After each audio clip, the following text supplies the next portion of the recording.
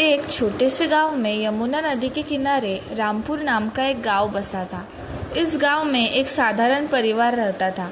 रामलाल, उसकी पत्नी सावित्री और उनके दो बच्चे रवि और मीना। रामलाल एक मेहनती किसान थे जो अपने छोटी सी जमीन पर खेती करके परिवार का पालन पोषण करते थे। सावित्री घर संभालती थी और बच्चों को अच्छे संस्कार देने में कोई कसर नहीं छोड़ती थी। रवि, जो 17 साल का था, स्कूल में पढ़ाई करता था और सपने देखता था कि वह एक दिन शहर जाकर इंजीनियर बनेगा। मीना 12 साल की, चुलबुली और जिज्ञासु थी, जो हमेशा अपने भाई के साथ गांव की गलियों में खेलती थी। रामलाल का परिवार सुखी था, लेकिन उनकी जिंदगी में सादगी थी। उनके पास न बहुत पैसा था, न ही आलीशान घर। फिर भी उनके घर में प्यार और एकता की कमी नहीं थी। हर शाम पूरा परिवार एक साथ बैठकर खाना खाता और दिन भर की बातें साझा करता। सावित्री अक्सर बच्चों को कहानियाँ सुनाती जिसमें नैतिकता और मेहनत का महत्व होता। रामलाल कहते, पैसा आता जाता है, लेकिन परिवार का साथ हमेशा रहता है। एक साल गांव में भयंकर सूखा पड़ा। यमुना नदी का पानी सूख गया और खेतों में फसलें मुरझाने लगी। रामलाल की मेहनत बेकार हो रही थी।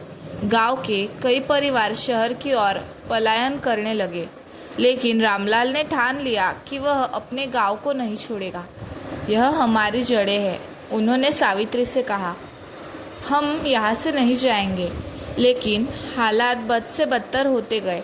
घर का राशन खत्म होने लगा और रामलाल के पास पैसे नहीं थे कि वह बाजार से अनाज खरीद सके। रवि और मीना स्कूल जाना कम कर दिए क्योंकि भूखे पेट पढ़ाई में मन नहीं लगता था। सावित्री चिंतित थी, लेकिन वह बच्चों के सामने हिम्मत बनाए रखती। एक दिन रवि ने अपनी माँ से कहा, माँ, मैं शहर जाकर काम ढूंढता हूँ। कुछ पैसे कमा लूँगा तो घर का खर्च चलेगा। सावित्री का दिल भर आया। नहीं बेटा, उन्होंने कहा, तुम्हारी पढ़ाई पहले है, हम कोई और रास्ता निकाल लेंगे। लेकिन रवि को अपनी जिम्मेदारी का एहसास था। वह चुपके से अपने दोस्त विजय के साथ शहर जाने की योजना बनाने लगा। विजय ने उसे बताया कि शहर में एक कारखाने में काम मिल सकता है।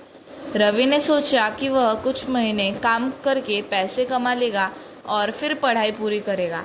एक रात रवि ने अपने कपड़े और कुछ ज़रूरी सामान एक छोटे से थैले में डाला और घर से निकल गया।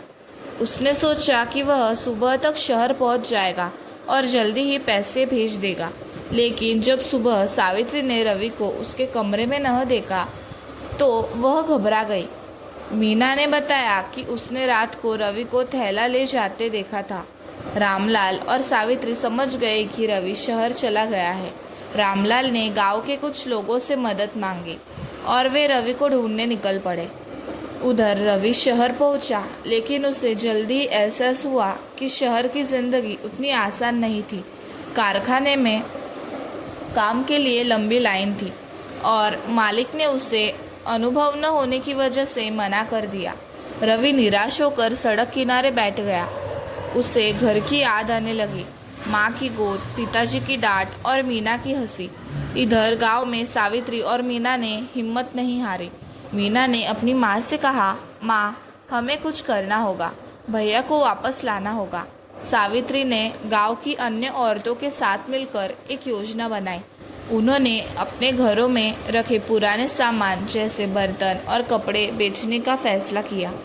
मीना ने अपनी छोटी सी गुल्लक तोड़ी जिसमें उसने अपने जन्मदिन के पैसे बचाए थे।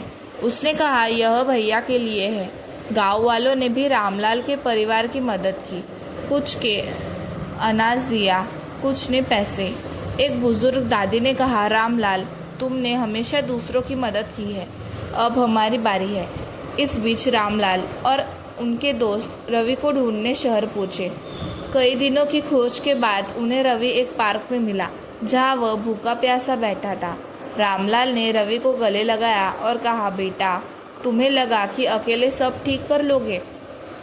परिवार मिलकर हर मुश्किल को हल कर सकता है। रवि की आंखों में आंसू थे। वह बोला, पिताजी, मैं बस घर का बोझ कम करना चाहता था। रामलाल ने उसे समझाया, बोझ वह नहीं जो हम उठा सकते हैं, बोझ वह है जब हम एक दूसरे से दूर हो जाते हैं। घर लौटने पर रवि ने देखा कि गांव वालों और परिवार ने मिलकर घर को फिर से संवार लिया था। सावित्री ने रवि को गले लगाया और कहा, बेटा, पैसा महत्वपूर्ण है, लेकिन परिवार का प्यार उससे भी बड़ा है।